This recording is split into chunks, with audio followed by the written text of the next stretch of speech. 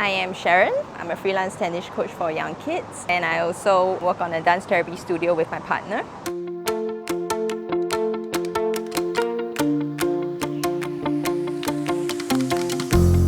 I think when my mom got diagnosed with cancer and I had to be there to caregive, I felt that it was essential to have a passive income so that I can be there more for my family. Yeah, and if it happens again, I think it'll be good to have something so that I can spend more time with the people I love. I think my favorite part would be when he asked us to consolidate everything into like a cheat sheet.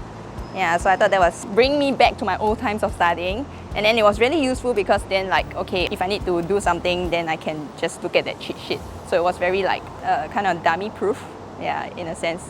Everything felt very clear.